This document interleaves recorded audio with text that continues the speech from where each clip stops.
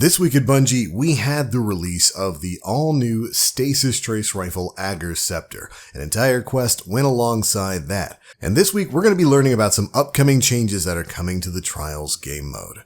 What's going on, Guardians? My name is The Black Link, and today is Thursday, September 16th, 2021. You know what that means. It's time for another issue of the Bungie Weekly Blog, This Week at Bungie. And without further ado, let's go ahead and dive on in.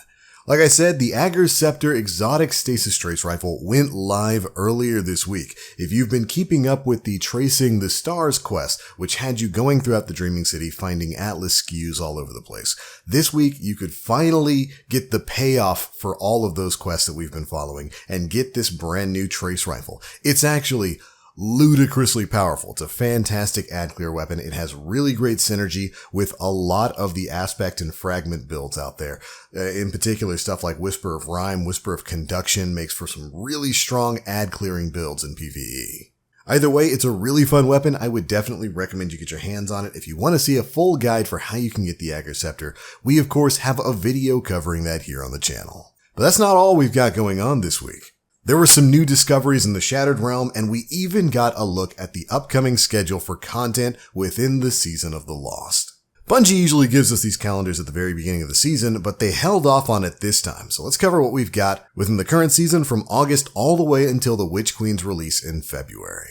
Alright, first up, from August through September, of course, we had the beginning of the Season of the Lost. Crossplay went live, Astral Alignment and Shattered Realm became a thing, there were new legendary weapon quests, an exotic quest in the Ager's Scepter quest, and revamped Trials of Osiris. Starting next month and going through October, we've got the return of the Festival of the Lost, complete with the Dino Armor set. This is, of course, something we got to vote on a few months back.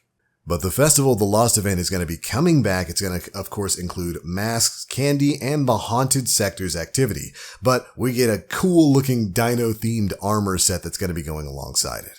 Really psyched to see the rest of that. Of course, we'll also have some basic Season of the Lost updates, including Grandmaster Nightfalls, Astral Alignment, and Shattered Realm difficulty options. There are heroic or legendary versions of those activities that we'll be getting access to within that period. Alright, after that, from December until February, the Bungie 30th Anniversary event is gonna go live. This will include all kinds of new content. We've got a new dungeon. The Gjallarhorn exotic quest is going to become available. We've got a new 6-player offensive activity, iconic weapons from Bungie's past, and much more. This was the center showcase on the Witch Queen and Beyond reveal stream that Bungie did shortly before Season of the Lost went live. There's going to be all kinds of incredible stuff happening during the Bungie 30th Anniversary event, and I can't wait for it to begin. Of course, we've also got other seasonal events going live, including Moments of Triumph and The Dawning. And then that will lead us up into February 22nd, 2022, in which The Witch Queen, Destiny 2's next expansion, will be going live. And of course, alongside that brand new expansion, we've got a Season of Redacted starting on the same date. But there we go, that's a quick overlook at the content we'll be covering within the next few months. But what about right now? Why don't we talk about what we'll be doing within the next few days? And of course, that will be week 2 of Trials of Osiris. Within the TWAB here, we got to see some awesome breakdowns of the player numbers from last weekend. There were a ton of Guardians playing Trials, including a huge amount of brand new players. People who would generally never step foot in the Trials playlist actually jumped on to get themselves some rewards.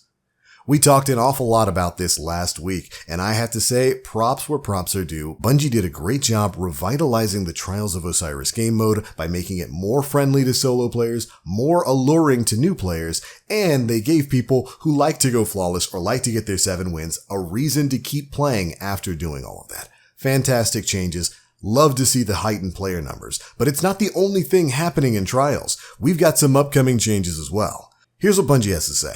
Tomorrow, there will be a few changes going live for the second week of Trials of Osiris. We aren't satisfied with the matchmaking experience for players after 7 wins.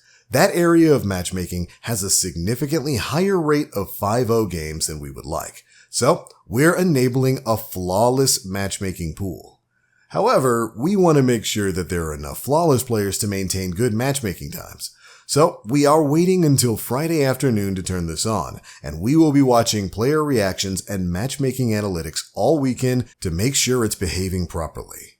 We're also not happy with the experience of players who have a bad streak of getting repeatedly thrashed 5-0.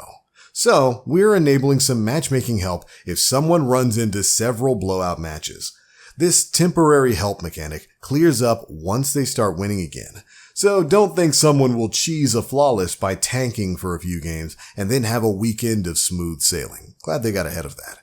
Anyways, they go on to state, lastly, we are enabling the quitter penalties that we use in the glory playlist, giving you a 30-minute timeout if you quit out of too many games.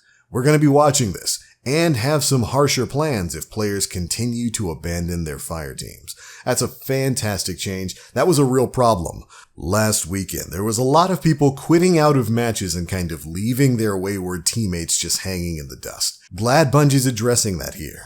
Anyways, they go on to state that next week, in addition to our first trials lab, spoiler alert, it's Capture Zones trials, can't wait for that, we will be disabling the special ammo replenishment on Revive. You'll still get special ammo if you kill someone, or when you start the next round. We are also disabling the matchmaking counter on the Trials of Osiris lobby, so you won't be able to tell how many players have joined, but will still be told when they join. We also fixed an issue preventing you from being able to masterwork weapons from Saint 14's rank rewards. All good stuff.